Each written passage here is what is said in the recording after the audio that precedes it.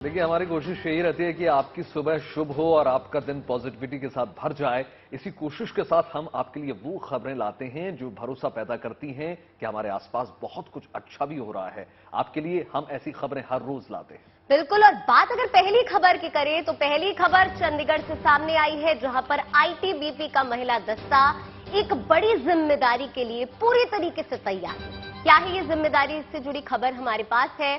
देखिए, हाल के दिनों में पूनों में आए जिन चीतों का देश ने स्वागत किया था, उसकी रक्षा की जिम्मेदारी किसी मिली है, उससे जुड़ी खबर भी हमारे पास है।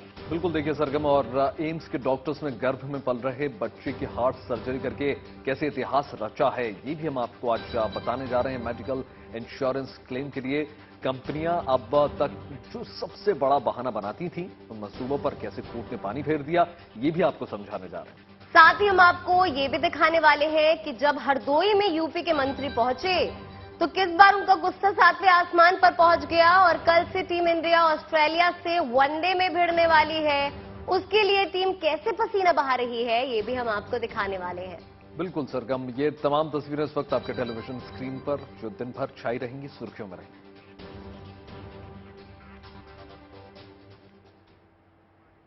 तो चलिए शुरुआत उस तस्वीर के साथ करते हैं जिसे आप नए भारत में नारी शक्ति की जय कह सकते हैं।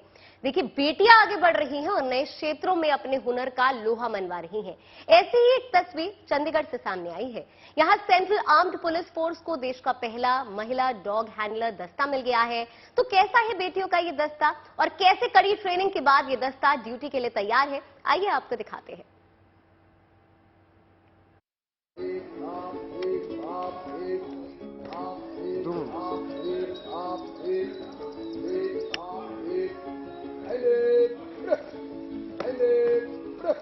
आईटीबीपी के इन जाबाज डॉग्स के साथ कदम से कदम मिलाकर चलती ये महिला सिपाही देश में महिला सशक्तिकरण का एक जीता जागता उदाहरण है।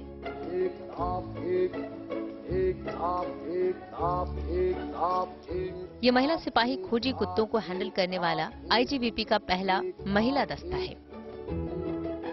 4 पैरों वाले ये प्रहरी अब अपनी नई डॉग हैंडलर्स के इशारों पर कदम से कदम मिलाकर चलते हैं, सावधान या विश्राम मुद्रा में आते हैं।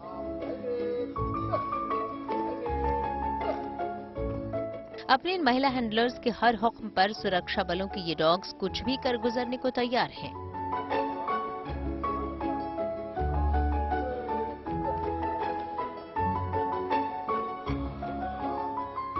जी हां, तस्वीरों में दिख रही ये महिला सिपाही लगभग 8 महीने की बेसिक और एडवांस ट्रेनिंग के बाद देश की पहली सेंट्रल आर्म्ड पुलिस फोर्स में तैनात पहला महिला दल है, जो कि डॉग हैंडलर्स का कोर्स पूरा कर चुकी है।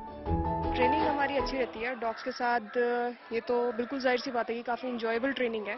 आपके साथ 24/7 कंपेनियन रहता है एक। लेकिन इसमें मुश्किल ये आती है जब डॉग्स को हम बेसिक सिखाते हैं तो ये बच्चे होते हैं शुरुआत में, तो ये कमांड मानने के उतने आदी नहीं होते, तो बेसिक ट्रेनिंग के दौरान इनको थोड़ा सा सिखाना मुश्किल होता है। उसके नेक्स्ट अगर जब हम एडवांस ट्रेनिंग की बात करते हैं तो एडवांस ट्रेनिंग के दौरान क्योंकि इन्हें बेसिक पूर्ण हो चुकी होती है, उसके बाद जब एडवांस सिखाते हैं तो ये कमांड्स को फॉलो करते हैं, स्मेल पकड़ना जानते हैं, तो उसमें उतना डिफिकल्टी नहीं आती जितना कि थोड़ी बेसिक में आती है। थोड़ा सा टेंस आता है, थोड़ा सा टेंस हो जाता है इंसान, लेकिन उतना डिफिकल्टी जितनी बेसिक में आती है एडवांस ज्यादा बेटर रहता है। ये महिला डॉग हैंडलर्स पूरी तरह से तैयार हैं, जिसमें आईटीबीपी के इन प्रहरियों के साथ देश को किसी भी बड़े खतरे से बचाया जा सके। इन जाबाज महिला सिपाहियों को नक्सल विरोधी अभियानों समेत विभिन्न सुरक्षा कार्यक्रमों में तैनात K9 सोल्जर्स के साथ हैंडलर के तौर पर प्रशिक्षित किया गया है। आईटीबीपी भानु में 3 महीने से लेकर 5 महीने के छोटे पपीज की ट्रेनिंग करवाई जाती है। आईटीबीपी ट्रेनिंग सेंटर के अंदर लगभग 200 पपीज को एक साथ प्रशिक्षण और ट्रेनिंग दी जा सकती है। ये महिला डॉग हैंडलर्स इन विशेष डॉग्स में खास हुनर विकसित करने के लिए कड़ी मेहनत कर रहे हैं। जोखिम भरे अभियान हो, खोजी मिशन हो, इन डॉग्स को दुश्मन के दांत खट्टे करने के लिए तैयार किया जा रहा है, जो पलक झपकते ही किसी आतंकी का चैप्टर क्लोज कर सकते हैं। इस मिशन में देश का पहला महिला दस्ता बनकर ये महिला सिपाही भी गर्व महसूस कर रही हैं। तो ये तो काफ़ी गर्व की बात है हम सभी के लिए कि हम पहली बार इस डॉग ट्रेनिंग करी, हम पहली लड़कियां हैं।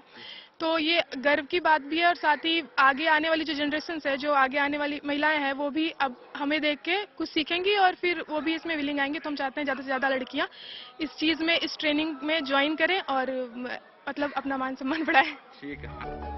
इससे पहले तक केंद्रीय सशस्त्र बलों में सभी डॉग हैंडलर पुरुष ही हुआ करते थे, लेकिन आईटीबीपी के इस महिला दस्ते ने ये पूरा इतिहास बदल कर रख दिया है। ये महिला सिपाही नक्सलाइट एरिया के अलावा बॉर्डर एरिया में भी अपनी सेवाएं देने के लिए पूरी तरह से तैयार हैं। सभी काडर्स के समेत सभी काडर्स में महिलाएं आ रही हैं और 8 महिलाएं लास्ट ईयर आईटीबीपी में शामिल हुई थी। उनको बेसिक ट्रेनिंग के बाद में उनसे विलिंगनेस ली गई कि वो एनिमल के साथ जाना चाहती हैं या डॉग के साथ में ट्रेनिंग करना चाहती हैं। तो उन्होंने 8 लड़कियों ने विलिंगनेस दी कि हम डॉग हैंडलर बनना चाहती हैं। तो डॉग हैंडलर की ट्रेनिंग उनकी शुरू हुई है और आईटीबीपी के इस national training centre for dogs में इनको हमने ट्रेनिंग दी है और ये डॉग्स के साथ में ये नक्सलाइट एरिया में इन डॉग्स को हम ट्रेनिंग दी है ट्रैकिंग की और एक्सप्लोजिव डिटेक्शन डॉग्स की, ताकि एंटी सैबोटेज चेक ये कर सकें। और ये पिछले साल से हम लोगों ने विशेष तौर पे ये लड़कियों को हमारे एनिमल काडर में जो डॉग हैंडलर की ड्यूटी है उसमें शामिल किया है। देश की सुरक्षा से लेकर स्पेस तक आज भारत की बेटियां किसी भी मोर्चे पर पीछे नहीं हैं। ऐसे में देश को मिला डॉग हैंडल करने वाला आईटीबीपी का पहला महिला दस्ता अपने आप में गर्व की बात है। पंचकूला से Lalit Sharma, good news today.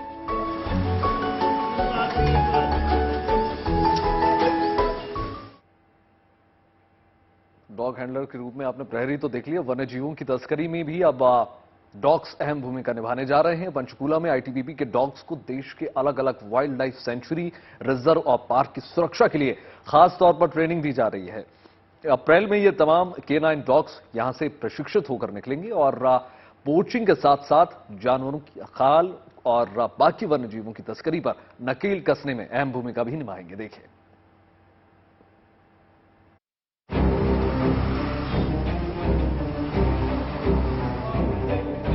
किसी पर शक हो या फिर कहीं बम की खबर हो,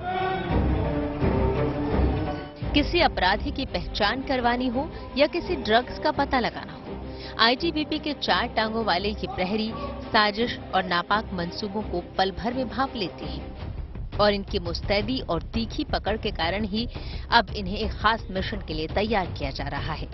मध्य प्रदेश के कूनू नेशनल पार्क में विदेश से लाए गए चीतों की सुरक्षा का जिम्मा अब इन होनहार डॉग्स के जिम्मे होगा। इस काम के लिए इन K9 सोल्जर्स में से एक डॉग इलू को पूरी तरह से ट्रेन कर दिया गया है और अगले महीने अप्रैल में वो चीतों की सुरक्षा का जिम्मा संभाल लेगा। ट्रैक करेगा और जो नाम्बिया से जो चीते लाए गए हैं उनकी सुरक्षा के लिए इसको ट्रेंड किया गया है। तो वहाँ पे जो सर्चिंग करेगा, अवैध शिकार, अवैध जो गतिविधियां, अवैध रूप से जो जंगल में प्रवेश करते हैं उनको पकड़ पूरी नजर रखेगा। हाँ, पूरी नजर रखेगा। मध्य प्रदेश के कूनू नेशनल पार्क में इन डॉग्स की तैनाती के अलावा 5 डॉग्स को कर्नाटक के Bandipur tiger reserve park, Rajiv Gandhi national park, Valmiki tiger reserve Bihar, Chandrabhaga tiger reserve park Karnataka, Kali tiger reserve park Karnataka में भेजा जाएगा। पंचकुला स्थित आईटीबीपी भानु के national training centre for dog में इन K9 सोल्जर्स को खास ट्रेनिंग दी जा रही है। ये K9 सोल्जर्स वन्य जीव से जुड़े सामान को सूंघने में पूरी तरह से परीक्षित हो गए हैं, जिससे ये डॉग्स जानवरों की खाल की तस्करी और पोचिंग रोकने में भी मददगार होंगे। WWF और ट्रैफिक इंडिया से निवेदन प्राप्त हुआ था हमें। पिछले 4-5 साल से हम इनकी ट्रेनिंग करा रहे हैं कि जो ट्रैफिकिंग को रोकने के लिए जो एंटी पोचिंग जो डॉग हमारे पास हैं उनको ट्रेनिंग के लिए हमारे national training centre for dogs में ये डॉग्स आए हैं और अभी 6 डॉग्स इसमें ट्रेनिंग में हैं, जिसमें फॉरेस्ट गार्ड हैं 6 और 6 असिस्टेंट डॉग हैंडलर्स हैं। और 2 अप्रैल के बाद में इनकी पासिंग आउट होगी और उसके बाद इनको डिफरेंट नेशनल पार्क्स में डिप्लॉय किया जाएगा। अब ये डॉग्स बाघ की खाल और हड्डियों, तेंदुए की खाल और हड्डियों, हिरण और सांभर के सींग, हाथी के दांत और चंदन की लकड़ी को सूंघकर उसे पकड़ने में पूरी तरह से दक्ष हो चुके हैं।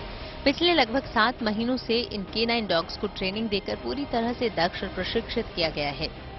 ये तस्वीरें हैं जिसमें तमाम जो ब्रीफ केसेस हैं उसके अंदर है अलग अलग जो जानवर है, चाहे सांभर है, चाहे स्पॉटेड डियर है या फिर लेपर्ड है, उनकी खाल को रखा गया है। तो फिलहाल आप देख सकते हैं कि जो डॉग्स है वो सूंघकर पता लगा देंगे कि कौन से ब्रीफ के अंदर है कोई तस्करी किया हुआ अगर सामान है तो उसका अंदाजा है वो आसानी से लगा पाएंगे। K9 डॉग्स को इस तरह से प्रशिक्षण दिया गया है कि वो अपने हैंडलर की आंख के इशारे को समझते हैं और तुरंत उनके ऑर्डर को सुनते और अमल में लाते हैं। 3 महीने के लिए बुनियादी ट्रेनिंग और 4 महीने की एडवांस ट्रेनिंग के पूरा होने के बाद ये डॉग्स यहाँ से एक ट्रेन्ड सोल्जर की तरह निकलेंगे और आज्ञाकारिता, सूंघने और ट्रैकिंग कौशल जैसे गुणों के साथ वन्यजीव तस्करी को रोकने में अहम भूमिका निभाएंगे। जंगलों में जानवरों की अवैध तस्करी को रोकने को लेकर है आईटीबीपी कैनाइंस को स्पेशल ट्रेनिंग है वो दे रहा है। फिलहाल आप मेरे पीछे तस्वीरों में देख सकते हैं कि अगर जंगल में कोई स्पॉटेड डियर, सांभर हो या फिर लेपर्ड स्किन हो, स्पॉटेड डियर की खाल हो, कोई उसकी अवैध तस्करी कर रहा है तो तमाम जो ये डॉग्स K9 का जो बैच है वो आसानी से उस शिकारी को पकड़ने में कहीं ना कहीं है मदद करेगा। फिलहाल 8 महीने की जो ट्रेनिंग है वो पूरी हो चुकी है। उसके साथ साथ एक डॉग है जो कि नेशनल कूनो पार्क में जो कि नाम्बिया से आए चीते हैं वहां पर भी सुरक्षा के लिए तैनात किया जाएगा। वीडियो जर्नलिस्ट गिरीश दुर्गापाल के साथ ललित शर्मा, आईटीबीपी भानु। अब बात उस सर्जरी की जिसने मां के गर्भ में पल रहे बच्चे को नई जिंदगी दी है। एम्स के डॉक्टरों ने अपने हुनर से मां के गर्भ में पल रहे बच्चे के दिल का ऑपरेशन कर दिया। ये ऑपरेशन बेहद मुश्किल था, लेकिन डॉक्टरों की टीम ने इस सफल ऑपरेशन को अंजाम दिया। दरअसल गर्भ में पल रहे बच्चे के दिल में समस्या थी। बच्चे का एक वाल्व बंद था। इससे बच्चे के दिल में खून के बहाव में समस्या आ रही थी। खून का बहाव कम होने से दिल के विकास में भी परेशानी हो सकती थी। इस समस्या से निजात दिलाने के लिए एम्स के डॉक्टरों ने बेहद मुश्किल ऑपरेशन को अंजाम दिया। बच्चे के दिल तक एक बेहद बारीक सुई को पहुंचाया गया। इसके बाद बलूनिंग से दिल के वाल्व को खोल दिया गया। धड़क से दिल तक सुई पहुंचाना बेहद मुश्किल काम था, लेकिन डॉक्टरों ने अद्भुत कौशल का प्रदर्शन किया। इस ऑपरेशन के वक्त भी बेहद कम चांसेस थे कि ऑपरेशन सफल हो, लेकिन डॉक्टरों ने महज 90 सेकंड में इस मुश्किल ऑपरेशन को पूरा कर लिया। अगर देर होती तो गर्भ में पल रहे मासूम की जान भी खतरे में पड़ सकती थी।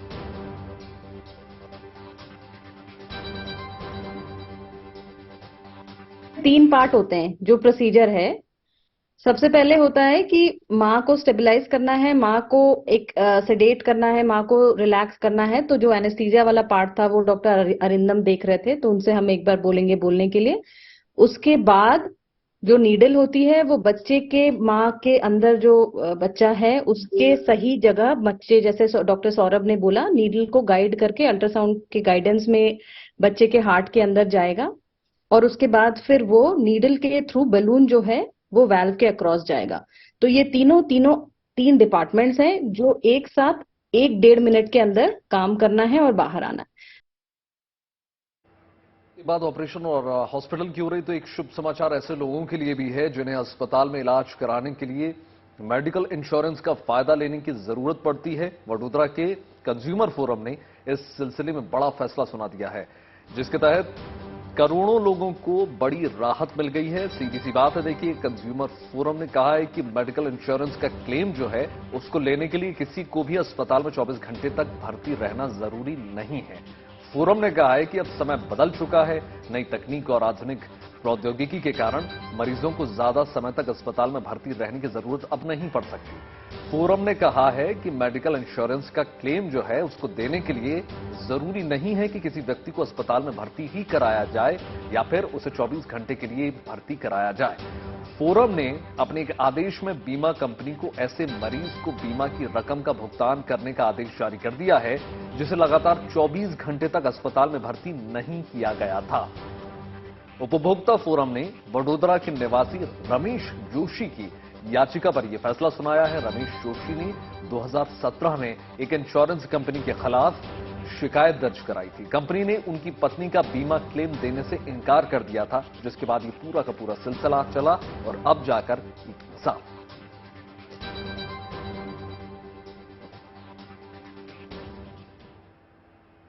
तो देखिए, अयोध्या में बन रहे भव्य राम मंदिर में प्रभु श्री राम की प्रतिमा की स्थापना को लेकर बड़ा ही शुभ समाचार जो है वो सामने आया है। अयोध्या के राम मंदिर में भगवान श्री राम की मूर्ति लगने की तिथि लगभग तय हो गई है। मंदिर का निर्माण कार्य तेजी से चल रहा है और जनवरी 2024 के तीसरे हफ्ते तक प्रभु श्री राम की प्रतिमा को यहां पर मूल जन्म स्थान वाली जगह पर स्थापित कर दिया जाएगा। श्री राम जन्मभूमि तीर्थ क्षेत्र के कोषाध्यक्ष गोविंद देवगिरी ने ये जानकारी दी है। उन्होंने बताया है कि रामलला को जनवरी के तीसरे सप्ताह में मंदिर में स्थापित किया जाएगा। ये शुभ कार्य प्रधानमंत्री नरेंद्र मोदी के हाथों से संपन्न होगा। वाकई में प्रभु श्री राम के भक्तों के लिए ये बड़ी खबर है। दो तस्वीरें इस वक्त टीवी स्क्रीन पर दिखा रहे हैं। रामलला की प्रतिमा की स्थापना को लेकर ये बड़ी जानकारी सामने आई है। भक्तों के लिए बहुत बड़ी सौगात है, क्योंकि भक्त हर दिन इसका इंतजार कर रहे हैं कि आखिरकार वो दिन कब आएगा जब वो प्रभु श्री राम के दर्शन साक्षात कर पाएंगे। और मंदिर का कार्य जो है लगातार चल रहा है, जोरों शोरों पर ये काम है। और अब ये खबर सामने आ रही है कि रामलला की प्रतिमा की स्थापना का जो शुभ कार्य है वो खुद पीएम मोदी करेंगे। अयोध्येला प्रभू रामचंद्रांच्या मंदिराचं चाललेलं काम अत्यंत वेगात आणि व्यवस्थित चालू आहे आणि निश्चितपणे 2024च्या जानेवारीच्या तिसऱ्या आठवड्यामध्ये भगवान रामललांना आम्ही त्यांच्या पुन्हा मूळ जन्मस्थानी भव्य दिव्य मंदिरामध्ये विराजमान करू शकू असा आम्हाला विश्वास आहे। भक्तांना कधीपासून दर्शन केलं? ज्या दिवशी प्रतिष्ठा होईल त्या दिवसापासून दर्शनाची व्यवस्था आरंभ होऊन जाईल। जम्मू कश्मीर की पूर्व सीएम और पीडीपी नेता महबूबा मुफ्ती ने पुंछ जिले का दौरा किया। इस दौरान उन्होंने वहां के एक प्राचीन शिव मंदिर में पूजा अर्चना की। शिव भक्ति में लीन महबूबा मुफ्ती ने मंदिर के बारे में जानकारी ली। फिर मंदिर समिति की तरफ से उन्हें सम्मानित भी किया गया।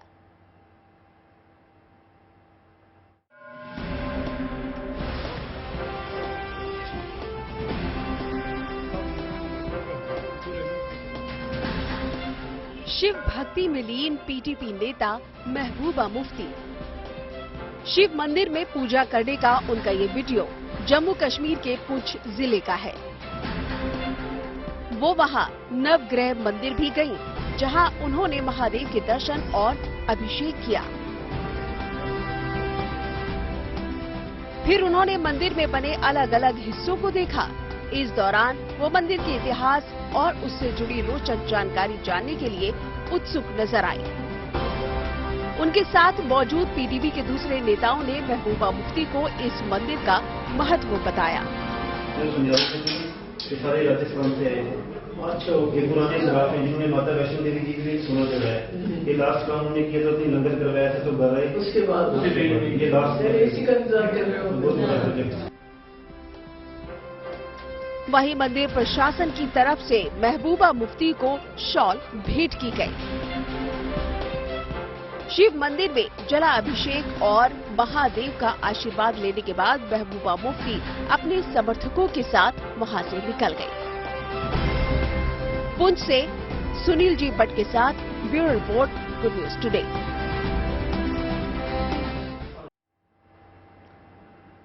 देखिए, जिंदगी में कुछ करने की चाह हो तो मौका मिल ही जाता है। बस उस मौके को भुनाने की तैयारी होनी चाहिए, उस मौके को भुनाना आना चाहिए। बिहार के आरा में घरेलू महिलाएं गोवर्धन की गो हुनर का ऐसा कमाल दिखा रही हैं कि आप उसकी तारीफ। यहां महिलाएं जो हैं गाय के गोबर से रोजमर्रा की सजावट के सामान बना रही हैं, जिनका देश भर में एक्सपोर्ट करने की तैयारी है। हुनर हाट में प्रदर्शन किया जाता है, अच्छी खासी कमाई भी हो रही है। देखिए,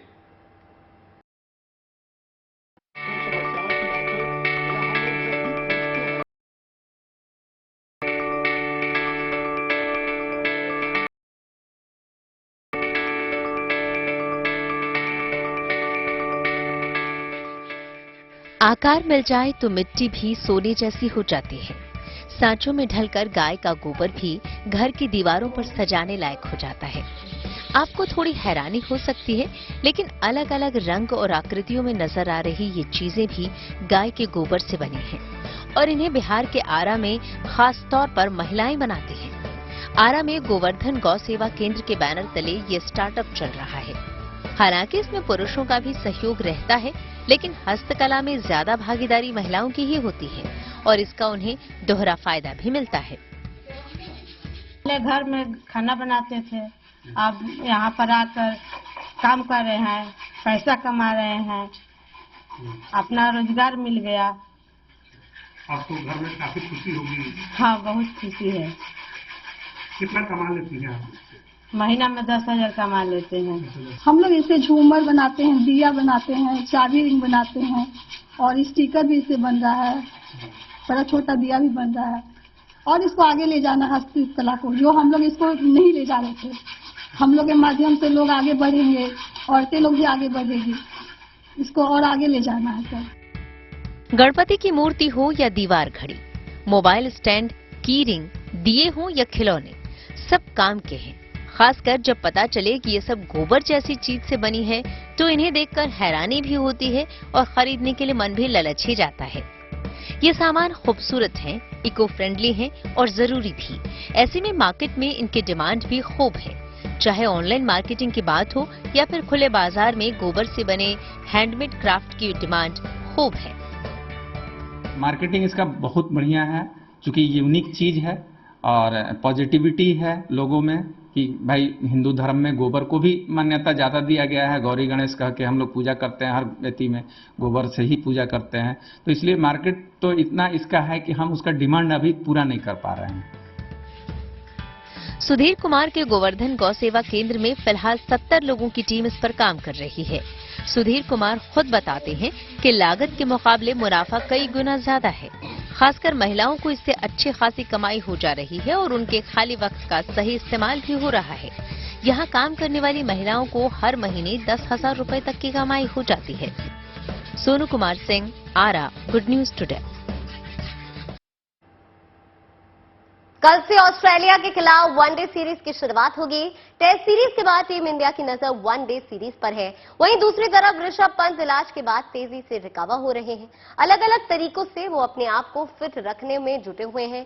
स्विमिंग पूल में वॉक करने का ये वीडियो भी उसी का एक हिस्सा है, जो कि सोशल मीडिया पर जमकर वायरल हो रहा है। इसे देखकर आप अंदाजा जरूर लगा सकते हैं कि अब ऋषभ पंत धीरे धीरे रिकवर जरूर हो रहे हैं।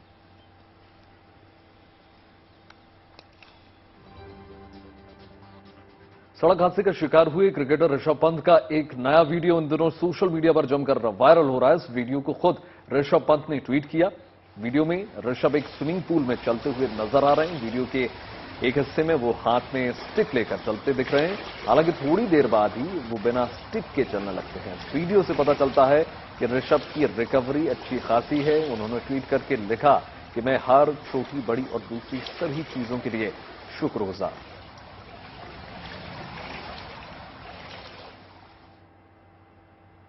देखिए, बात अब मौसम की हो जाए तो मौसम की लुका छिपी ने लोगों को हैरत में जरूर डाल दिया है। दिल्ली, एनसीआर और दूसरे मैदानी इलाकों में गर्मी बढ़ रही है तो दूसरी तरफ उत्तराखंड में जमकर बर्फ गिर रही है। ताजा बर्फबारी से पहाड़ों पर एक बार फिर तापमान गिर गया है। दार्जिलिंग में भी बारिश के साथ ओले पड़े हैं।